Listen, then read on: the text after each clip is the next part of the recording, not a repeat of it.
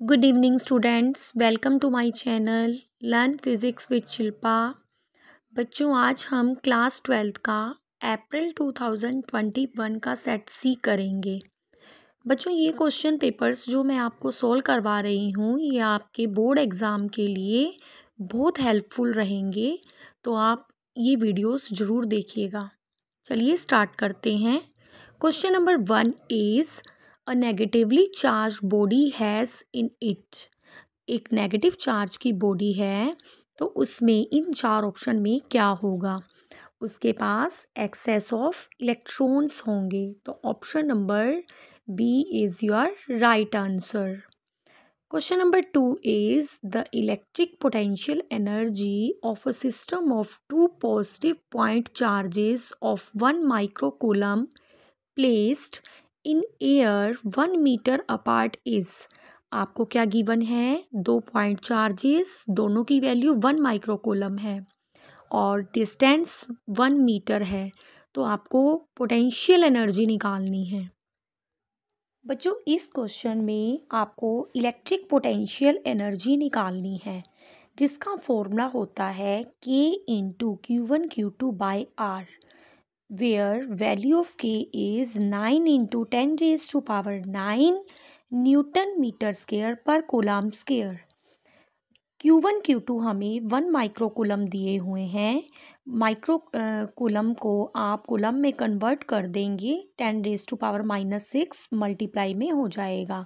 R की value 1 metre है। जब आप ये वैल्यूज़ इस फॉर्मूले में पुट करेंगे तो आपका रिज़ल्ट आ जाएगा 9 इंटू 10⁻³ जूल।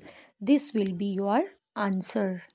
तो इस क्वेश्चन में option number C will be your right answer. Now question number 3 is the relation between current density and electric current is. Option number A will be your answer, that is J is equal to VDIA। This is your answer. Now question number 4 is energy band of substance shown in figure. Valence band आपको given है, ये valence band है और ये conduction band है। दोनों के बीच में जो गैप है, अगर 3 इलेक्ट्रॉन वोल्ट से ज़्यादा हो तब उस केस में आपके वैलेंस बैंड के इलेक्ट्रॉन्स के पास इतनी एनर्जी नहीं होती कि वो कंडक्शन बैंड में चले जाएं, तो इसलिए यहाँ पर वो सब्सटेंस एक इंसुलेटर होगा। Option number C will be your right answer. Now question number 5 is when a reverse biased is applied to PN junction it. अगर आप PN जंक्शन की रिवर्स बाइसिंग कर देंगे तो पोटेंशियल बैरियर इंक्रीज हो जाता है, राइज हो जाएगा। ऑप्शन नंबर ए आपका करेक्ट आंसर आ जाएगा। Now question number 6 is the total energy of an electron in the first excited state of hydrogen atom is -3.4 electron volt. Total energy आपको given है, आपको पोटेंशियल एनर्जी निकालनी है। बच्चों, पोटेंशियल एनर्जी का फॉर्मूला होता है ट्वाइस इनटू टोटल एनर्जी। तो आपकी टोटल एनर्जी कितनी है? -3.4, उसको 2 से मल्टीप्लाई कर देंगे तो आपका रिजल्ट आ जाएगा -6.8 इलेक्ट्रॉन वोल्ट। तो यहाँ पर ऑप्शन नंबर सी आपका करेक्ट आंसर हो जाएगा। Now question number 7 is nuclides with same neutron number but different atomic number. जिन न्यूक्लियाइड्स का एटॉमिक नंबर डिफरेंट हो बट न्यूट्रॉन के नंबर इक्वल होते हैं उनको बोलते हैं isotones. Means option number B will be your right answer. Now question number 8 is in 1905 which scientist proposed a radically new picture of electromagnetic radiation to explain photoelectric effect। वो थे Einstein. Option number B is your answer. Option number B.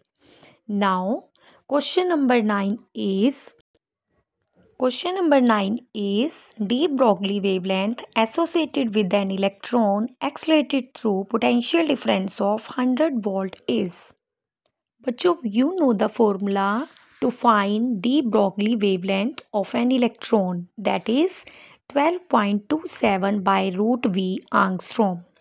This is the direct formula and you can apply the value of V here, that is we have given 100 volt. If we put the value of V, then we get, after solving, root 100 का जो root है वो आपका 10 हो जाएगा और आप यहाँ पर पुट करेंगे, सॉल्व करेंगे 1.227 आंगस्ट्रॉम या 0.1227 नैनोमीटर इज़ योर आंसर. तो इस केस में option number D will be your right answer. Now question number 10 is, in Young's double slit experiment, the screen is moved away from the plane of the slits. The actual separation of fringes. बच्चों, मैंने अपनी previous video में इस question को भी discuss किया है कि जो यंग्स डबल स्लिट एक्सपेरिमेंट है उसमें जो फ्रिंजेस हैं उनका सेपरेशन वेवलेंथ के ऊपर डिपेंड करता है, not on distance between the plates या स्क्रीन से जो डिस्टेंस है. तो यहाँ पर रिमेन्स सेम आ जाएगा. तो option number A will be your right answer, that is remains constant. Now question number 11 is, for yellow light incident on a prism of angle 60 degree, the angle of minimum deviation is 30 degree. The angle of incidence in this situation is. बच्चों, इस question में हमें पता है जो angle of minimum deviation होता है उसका फॉर्मूला है I minus A plus E. Delta M जब हमारे पास एंगल ऑफ मिनिमम डेविएशन हो तब एंगल ऑफ इंसिडेंस और इमर्जेंस एंगल इक्वल होते हैं. तो वहाँ पर आप ई की जगह आई पुट कर सकते हो इस फॉर्मूले में. तो इसलिए आई माइनस ए, ई की जगह आई कर देंगे. तो delta M is equal to I plus I is 2i minus A and I की वैल्यू हमें फाइंड करनी है. डेल्टा एम 30 डिग्री गिवन है, ए एंगल ऑफ प्रिज्म है वो 60 डिग्री है. ये वैल्यूज़ आप इस फॉर्मूले को थोड़ा सा ए की वैल्यू को इधर ले जाएंगे तो फॉर्म चेंज कर लेंगे. I is equal to delta M plus A by 2 हो जाएगा और ये वैल्यूज़ पुट कर देंगे. Answer will be 45 degree. तो क्वेश्चन नंबर 11 का आंसर हो जाएगा option number B, that is 45 degree. Now question number 12 is, which phenomena is used in mirage. Mirage total internal reflection में यूज़ होता है. तो कौन सा फिनोमिना यूज़ होता है मिरेज में? Total internal reflection. Next question is, two lengths of power 8 diopter and minus 4d are placed in contact. Focal length of the combination will be. बच्चों, हमने ये क्वेश्चन पहले भी किया है. पावर जब हमें 2 दी जाती हैं, हम टोटल पावर निकालने के लिए P1 प्लस P2 कर देंगे तो क्या आ जाएगा आपके पास 8d और minus 4d, that is 4d आ जाएगा. और फोकल लेंथ हमें पता है, जो फोकल लेंथ होती है वो 1/p होती है. तो it means 1/4, that is 0.25 metre. और अगर हम सेंटीमीटर करना चाहें तो वो आ जाएगा 25 centimetre. That is option number C will be your right answer. तो इस केस में ऑप्शन नंबर सी आपका आंसर हो जाएगा. 14 question is, the magnetic flux linked with the coil is decreased from 5 Weber to 2 Weber in 1 second. The induced EMF in the coil is. We know the formula of induced EMF, that is E is equal to minus में 5 minus 5(1) by T. यहाँ पर negative sign आपकी EMF opposite direction के लिए होता है. तो यहाँ पर आप इसको सॉल्व कर देंगे. 2 minus 5/T, दैट इज़ -3 और minus minus plus, that is option number A will be your answer, that is 3 volt. Next question 15 is, the magnetic flux threading a wire loop placed in a magnetic field doesn't depend upon. Magnetic flux का formula होता है बच्चों B.A। तो ये magnetic field के ऊपर भी depend करता है, एरिया के ऊपर भी करता है, ओरिएंटेशन ऑफ द लूप पर भी डिपेंड करता है, but shape of the loop पर डिपेंड नहीं करता। तो option number D will be your answer. Question number 16 is the tangent to the field line at a given point represents the direction of net. अगर आपके पास कोई भी magnetic field line है, अगर उसके ऊपर टेंजेंट ड्रॉ कर दिया जाए तो वो मैग्नेटिक फील्ड की डायरेक्शन देता है, ये आपको पता है। तो यहाँ पर ऑप्शन नंबर सी आपका करेक्ट आंसर हो जाएगा। Question number 17 is moving coil galvanometer is converted into ammeter by. Moving coil galvanometer को एम मीटर में कन्वर्ट करने के लिए बच्चों हम एक लो रेसिस्टेंस डिवाइस जिसको बोलते हैं शंट, उसको पैरेलल में कनेक्ट करते हैं। तो यहाँ पर ऑप्शन नंबर बी आपका आंसर हो जाएगा। और question 18 is the length of a metallic wire of R ohm resistance is stretched 4 times to its initial length.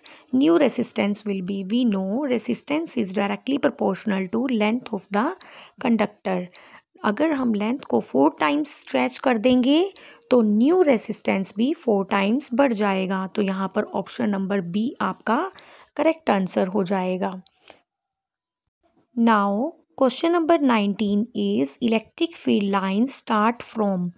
कहाँ से स्टार्ट होती हैं electric field lines? Positive charge से, positive charge and at negative charge. Now question number 20 an important quantity is the mobility defined as magnitude of dash per unit electric field. Dash per unit यहाँ पर आ जाएगा charge, electric charge per unit electric field will be your answer. Question number 21 is the dash inside solenoid becomes everywhere parallel to the axis. जो magnetic field lines होती हैं बच्चों solenoid के अंदर पैरेलल होती हैं। तो यहाँ पर आ जाएगा मैग्नेटिक फील्ड लाइंस, ये पैरेलल होती हैं। तो इस आपके इसमें फिलअप में मैग्नेटिक फील्ड लाइंस आ जाएगा।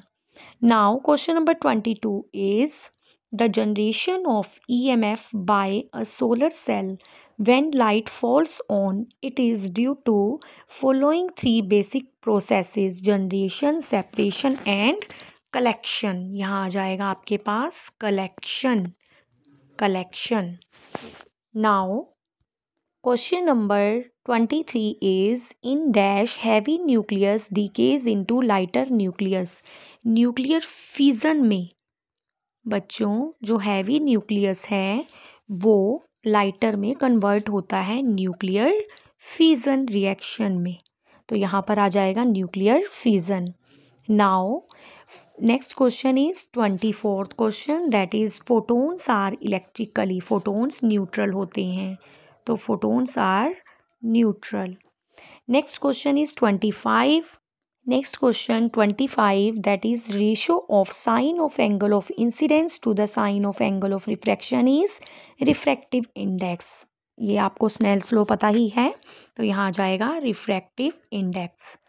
Now question number 26 is dash physical quantity is same for X rays, red light, radio waves. तो बच्चों स्पीड ऑफ लाइट जो होती है ना वो हर इलेक्ट्रोमैग्नेटिक वेव जो आपकी 7 टाइप्स की वेव्स हैं उनके लिए सेम होती है, that is C, speed of light. Now question number 27 is SI unit of coefficient of mutual inductance is henry. तो यहाँ आ जाएगा Henry.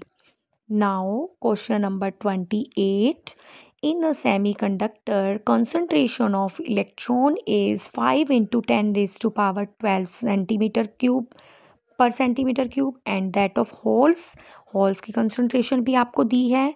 Is it P type और N टाइप? बच्चों आपको पता है अगर होल्स की कंसंट्रेशन ज़्यादा है तो वो P टाइप होगा, अगर इलेक्ट्रॉन की कंसंट्रेशन ज़्यादा है तो N टाइप होगा। इस केस में होल्स की कंसंट्रेशन ज़्यादा है तो ये एक P टाइप सेमीकंडक्टर होगा। तो आंसर आ जाएगा it is P type semiconductor. Now question number 29 is radius of first electron orbit in hydrogen atom of Bohr model is r0. What will be the radius of third orbit? बच्चों Bohr model ने nth orbit के लिए radius बताया है that is R N is equal to N square R naught यहाँ पर first orbit के लिए होता है और यहाँ पर हमारा फॉर्मूला है N square into R naught. N की वैल्यू हमारे पास 3 है, थर्ड ऑर्बिट के लिए हमें निकालना है तो R N is equal to 3 square into R naught हो जाएगा और आर एन क्या आ जाएगा आपका 9 आर नोट। तो यहाँ पर आंसर आ जाएगा 9 R naught. Next question 30 is two light waves of equal amplitude and wavelength are superimposed what is the phase difference between waves so that amplitude of the resultant wave will be minimum. अगर resultant wave minimum हो तो destructive interference की condition लगेंगी that is phase difference आपका या तो पाई हो या 3 पाई हो या 5 पाई हो। तो इस तरह से आप ये कंडीशन लगा सकते हैं। Next question is 31 that is the speed of light in glass is independent of colour of light. बच्चों जो स्पीड लाइट की होती है अगर लाइट को ग्लास में से पास करेंगे तो वो 7 कलर में डिवाइड हो जाएगा मीन्स हर कलर की स्पीड अलग अलग है। तो वो स्पीड ऑफ लाइट बच्चों ग्लास में शॉर्टर वेवलेंथ्स जो होती हैं in glass shorter wavelengths of light such as blue typically travel more slowly than longer wavelengths. This occur because refractive index of glass depend on wavelength of light. Shorter wavelengths have higher refractive index and are slowed down more than longer wavelengths. So while all color of light travel at same speed in vacuum, they travel at different speeds when passing through material like glass.